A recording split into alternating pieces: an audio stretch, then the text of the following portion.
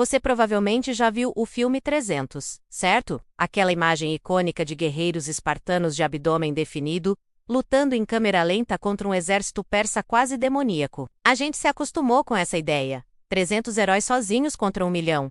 Um sacrifício glorioso pela liberdade. Mas e se eu te dissesse que essa história épica é apenas metade da verdade? E que os eventos reais são ainda mais fascinantes do que a ficção de Hollywood? Hoje, vamos desconstruir esse mito e descobrir a verdadeira história por trás da Batalha de Termópilas. Prepare-se, porque a realidade é muito mais complexa e interessante. Quando pensamos em Esparta, a primeira imagem que vem à mente é a de um guerreiro. Mas para entender esses guerreiros, precisamos olhar além do campo de batalha e mergulhar na sociedade espartana. Tudo começava com a agoge, o sistema de treinamento brutal que transformava meninos em soldados. Desde os 7 anos, eles eram tirados de suas famílias e submetidos a uma vida de disciplina rigorosa. Treinamento físico, intenso e privação. O objetivo não era apenas criar lutadores habilidosos, mas sim, homens que colocassem o Estado acima de tudo, inclusive de si mesmos. Essa mentalidade de colmeia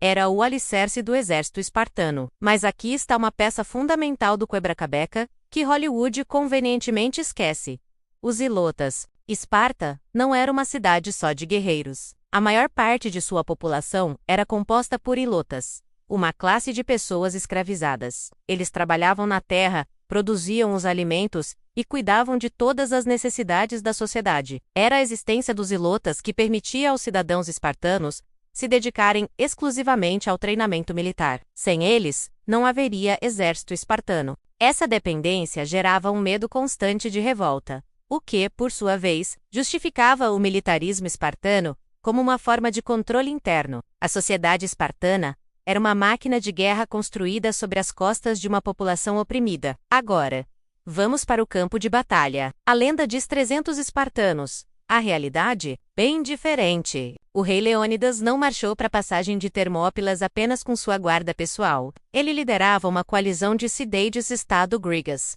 Registros históricos sugerem que o número total de gregos era algo entre 5.000 e 7.000 soldados. Isso mesmo, milhares! Além dos 300 espartanos, havia contingentes significativos de outras cidades. Um dos maiores era o dos Téspios, com 700 homens, que, aliás, lutaram e morreram até o último homem ao lado dos espartanos. Havia também tebanos, fossenses e muitos outros. Então, por que Termópilas? A escolha do local não foi aleatória. Foi um golpe de gênio estratégico. A passagem de Termópilas, cujo nome significa portões quentes devido às fontes de enxofre próximas, era um desfiladeiro extremamente estreito na época.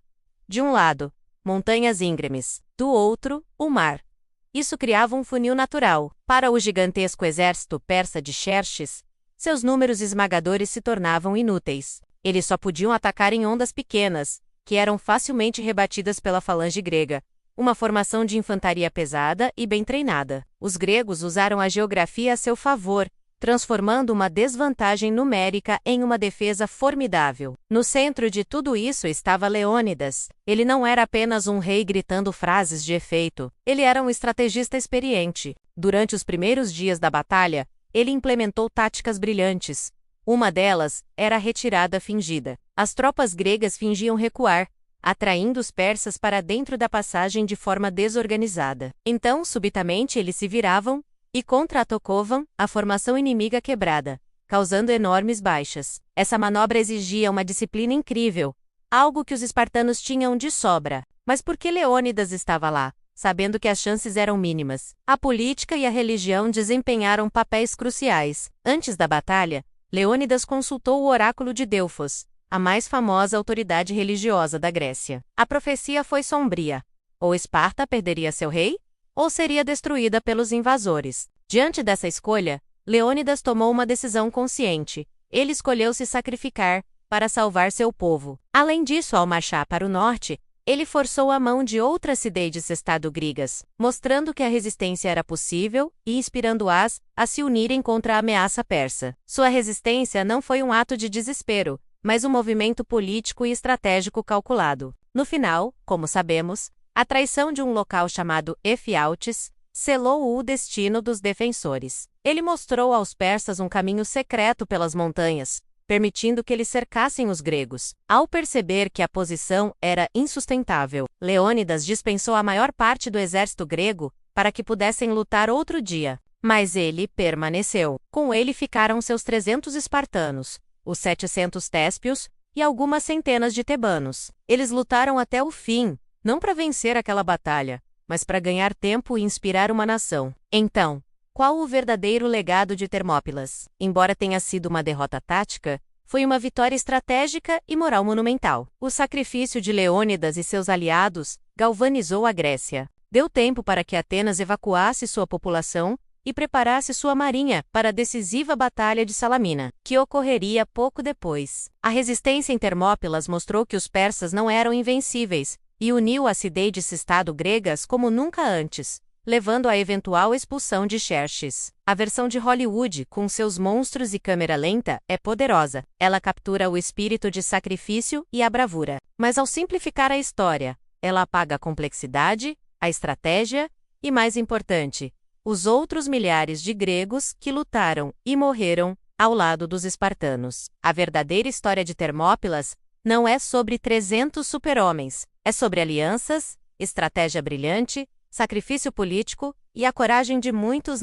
poucos. A verdade, como muitas vezes acontece, é muito mais rica e inspiradora que um mito. Obrigado por assistir e por mergulhar comigo na história real por trás da lenda. Se você gostou de desvendar a verdade, não se esqueça de curtir, se inscrever e ativar o sininho, para não perder nossos próximos vídeos. 8 Approxima